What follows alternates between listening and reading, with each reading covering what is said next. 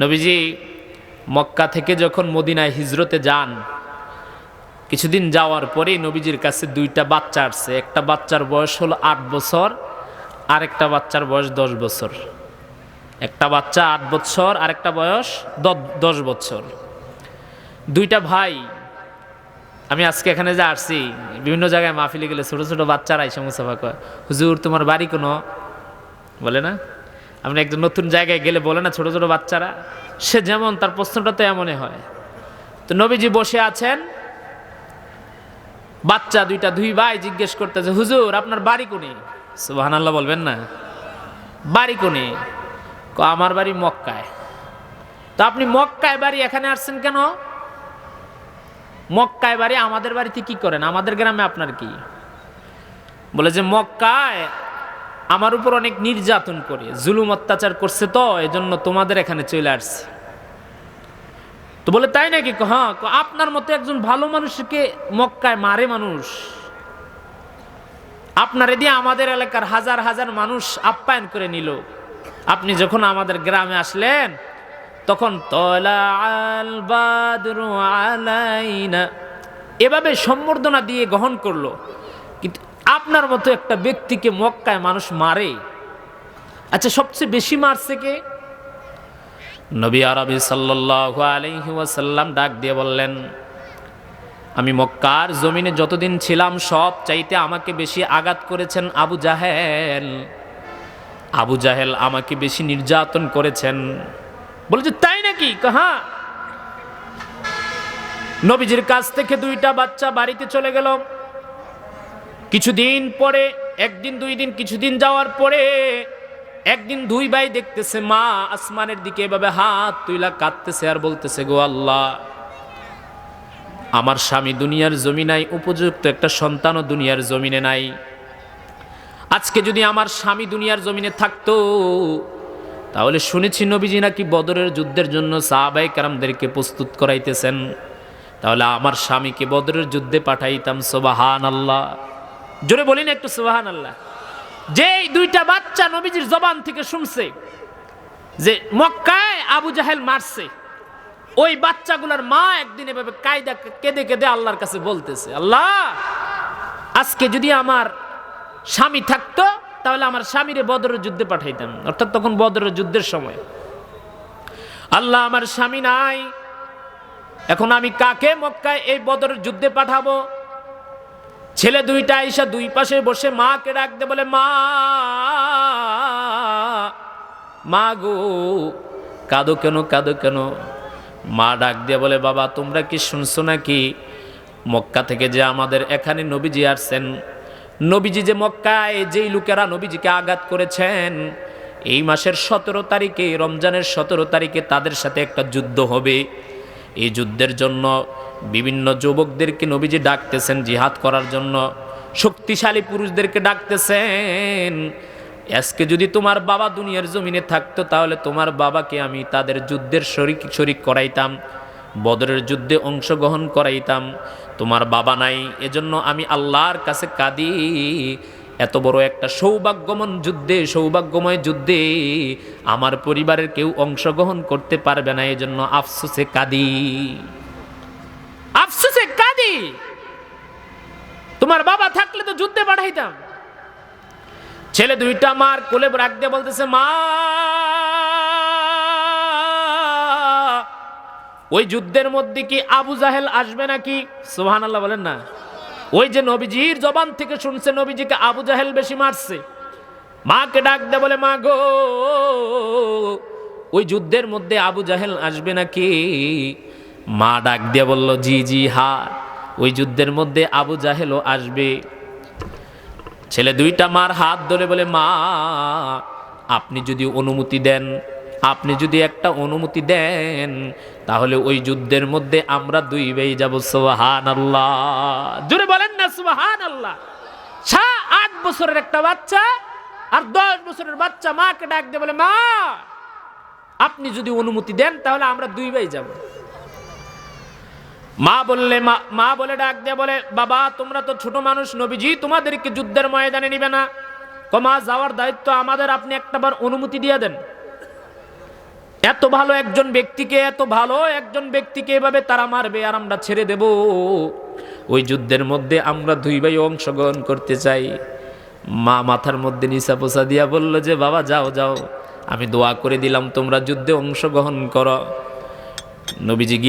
নবীজি জিহাদের জন্য লোক সমাগম করতেছে। ময়দানের মধ্যে গিয়া দেখে হাজার হাজার মানুষ সেখানে একত্রিত হয়ে আছে। নবীজি বদরের যুদ্ধের জন্য লোক নিবে, এজন্য কানারাও উপস্থিত, ল্যাংড়ারাও উপস্থিত, বৃদ্ধ বুড়ারাও উপস্থিত। নবীজি তাকায়া দেখলেন বদরের যুদ্ধের মতো একটা বৃহত্তর যুদ্ধ, সেখানে দুর্বল মানুষ নেওয়া যাবে না, ছোট বাচ্চাদেরকে নেওয়া যাবে না, কানাদেরকে নেওয়া যাবে না, ল্যাংড়াদেরকে নেওয়া যাবে না, বয়স্ক মানুষদেরকে নেওয়া যাবে না। এজন্য নবীজি সিদ্ধান্ত নিলেন এই লোকগুলোর মধ্য থেকে যারা শক্তিশালী এবং উঁচা লম্বা, যারা যুদ্ধ করতে পারবে, তরবারি চালাইতে পারবে, কাফেরদের সাথে লড়াই করতে পারবে, তাদেরকে যুদ্ধের ময়দানে নেওয়া হবে। এবার দুই ভাই পেরেশানির মধ্যে পড়ে গেল। হ্যাঁ রে, বাড়ি থেকে নিয়ত করে আসলাম জিহাদে যাব, এখন নবীজি ছোট মানুষ নিতেছে না। বড় ভাই ডাক দেয়া বলে, ভাই টেনশন করিস না, আমরা যে কোনো মূল্যে হোক জিহাদের মধ্যে অংশগ্রহণ করতেই হবে। দুই ভাই গিয়ে সিরিয়ালের মধ্যে ঢুকলেন, কাতারের মধ্যে ঢুকে পড়লেন। নবীজি একজন একজন করে বেছে বেছে বাছাই করে করে জিহাদের ময়দানে অংশগ্রহণ করার জন্য লোক নিতেছে। আমার দিকে একটু তাকান, এভাবে পা গুলা এভাবে উপরের দিকে হইয়া উঁচা হইয়া, দুই ভাই যেন উঁচা দেখা যায় এভাবে উপর উঁচু উঁচু হইয়া দাঁড়াইছিল। সুবহানাল্লাহ, জোরে বলেন না সুবহানাল্লাহ। নবীজি বড় ভাইয়ের দিকে তাকায় দেখেন ভাইটা এভাবে শুধু আঙ্গুলগুলা ভর করে উপরের দিকে উঠে আসে। নবীজি পায়ের দিকে তাকায় বলে, বাবা তুমি ছোট মানুষ, অনেকক্ষণ যাবত তুমি এভাবে আঙ্গুলের মধ্যে ভর করে উঁচা হইয়া দাঁড়ায় আছো, কারণটা কি? ভাইটা বলে, ইয়া রাসূলুল্লাহ, ইয়া হাবিবাল্লাহ, নবী গো আমার, আপনি তো একদিন আমাদের কাছে বলেছিলেন আপনাকে নাকি আবু জাহেল মেরেছে, অনেক আঘাত করেছে, অত্যাচার করেছে। সেদিনের পর থেকে আমাদের স্বপ্ন আমরা কোনো না কোনো একদিন আবু জাহেলকে মারবই। এই জন্য আমরা শুনেছি আমার মার কাছে আবু জাহেল নাকি বদরের যুদ্ধে আসবে, এজন্য মার কাছ থেকে অনুমতি নিয়ে বদরের যুদ্ধে অংশগ্রহণ করার জন্য এখানে আসছি। এখানে এসে দেখি আপনি ছোট বাচ্চাদের কেনেন না, দুর্বলদের কেনেন না, এজন্য আমাদেরকে যেন বড় দেখা যায়, এজন্য পায়ের উপরে ভর করে উঁচা হয়ে দাঁড়িয়ে আছি।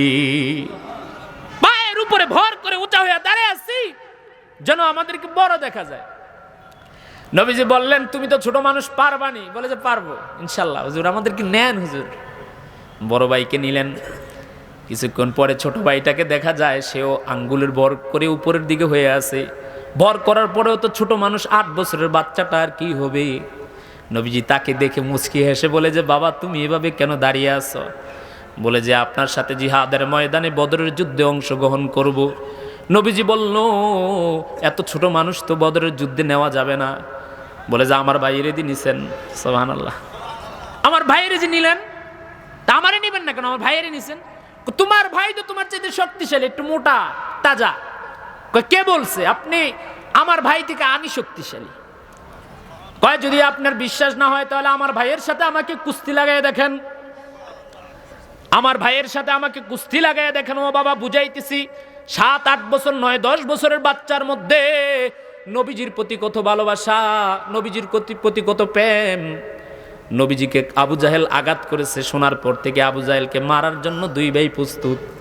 বুঝাইতেছি, ছোট ভাই বলতেছে, ইয়া রাসূলুল্লাহ আপনি কিভাবে বুঝলেন বড় ভাই আমার চাইতে বেশি শক্তিশালী? আপনি একটা বার বড় ভাইয়ের সাথে আমার একটা যুদ্ধ লাগাই দেখেন, কুস্তি লড়াইয়া দেখেন, তখনই বুঝবেন আমার শক্তি বেশি নাকি বড় ভাই শক্তি। নবীজি বলল, তাই নাকি? বলে হ্যাঁ। নবীজি বলল, আচ্ছা ঠিক আছে, তোমরা কুস্তি লড়ো। দুই ভাই কুস্তি লড়ার জন্য নেমে গেলেন। একজন আরেকজনের পিঠ মাটিতে লাগাবে, যে পিঠ লাগাবে সে জিতে গেছে, আর যার পিঠ লাগবে সে হাইরা গেছে। দুই ভাই একজন আরেকজনের কাঁধে কাঁধে ধরলেন, ধইরা ছোট ভাই বড় ভাইকে ডাক দিয়ে বলে, ভাই তুমি তো জানো আমি তোমার সাথে কোনোদিনও পারবো না, কিন্তু আমি তোমাকে একটা কথা শুধু বলি, নবীজিকে যে আবু জাহেল আঘাত করেছে, সে আবু জাহেলকে মারার জন্য তুমিও আকাঙ্ক্ষা, তোমারও ভালোবাসা, তোমারও আকাঙ্ক্ষা। আমি ছোট মানুষ, আমারও আকাঙ্ক্ষা তুমি বদরের যুদ্ধে জিহাদ করার জন্য যাবে আর আমি যাব না, এটা কখনো হবে না। বাইরে দয়া করে আমি যখন তোমাকে জড়াইয়া ধরবো তুমি জোর কইরো না, আমি তোমাকে সহজে যেন পিঠটা যেন জমিনের মধ্যে লাগাই দিতে পারি। বড় ভাই বলে আচ্ছা ঠিক আছে। একজন আরেকজনের গলার মধ্যে ধরলেন, ছোট ভাই উপর করে বড় ভাইকে ফালাইয়া দিলেন। ফালাই দেওয়ার পরে ছোট ভাই উঠে বলে, ইয়া রাসূলুল্লাহ, আমি আপনাকে বললাম না আমার ভাইয়ের চেয়ে আমার শক্তি বেশি, দেখছেন, এবার নিবেন নি? আসো, সুবহানাল্লাহ বলবেন না।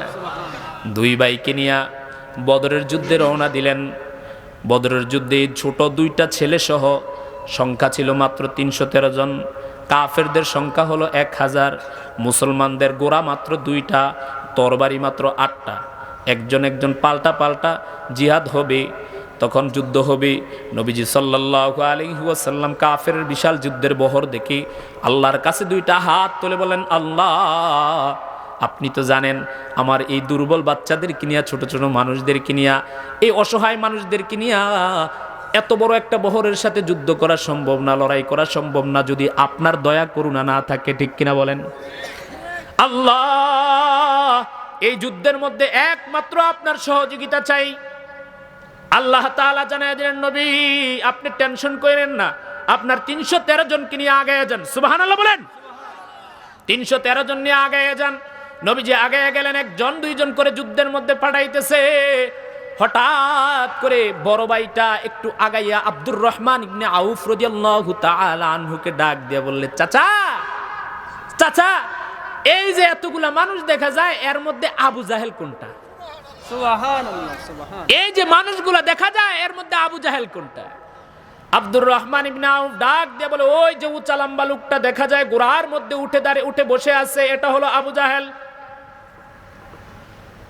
দুই ভাই ৮টা তলোয়ারের মধ্য থেকে 2টা তলোয়ার হাত ধরে নিয়ে আবু জাহেলের দিকে দৌড়ানো শুরু করে দিলেন। আবু জাহেলের কাছাকাছি যখন যায়, কাছাকাছি গিয়া দেখে আবু জাহেল ঘোড়ার উপরে থাকার কারণে ছোট ছোট বাচ্চারা উপরে আঘাত করতে পারতেছে না, তার গলার মধ্যে তরবারি লাগাইতে পারতেছে না। ছোট ভাইটা বড় ভাইকে ডাক দিয়ে বললে, বাইরে এভাবে আঘাত করা যাবে না, আবু জাহেলকে মারা যাবে না, ঘোড়ার পা গুলা কাইটা দে। ঘোড়ার পা গুলা কাইটা দে, আবু জাহেলের গর্দানটা নিচে নামে যাবে। সাথে সাথে ঘোড়ার পা গুলা কাইটা দেওয়ার সাথে সাথে আবু জাহেল নিচে পড়ে গেলেন। দুই ভাই দুই দিক থেকে 2টা পোস মারলেন। পোস মারার সাথে সাথে আবু জাহেল জমিনের মধ্যে এভাবে পড়ে গেছে। পড়ে যাওয়ার সাথে সাথে আব্দুল্লাহ ইবনে মাসউদ রাদিয়াল্লাহু তাআলা আনহু দৌড়াইয়া এসে আবু জাহেল বুকের উপরে চড়ে বুকের মধ্যে 2টা ঘাই মেরে আবু জাহেলকে দুনিয়া থেকে নাস্তে নাবুদ করে দেয়। সুবহানাল্লাহ। এটা হলো নবীজির প্রতি ভালোবাসা। নবীজি কি কেউ আঘাত করেছেন শুনে সাথে সাথে তাকে মারার জন্য পাগল হয়ে গেছে।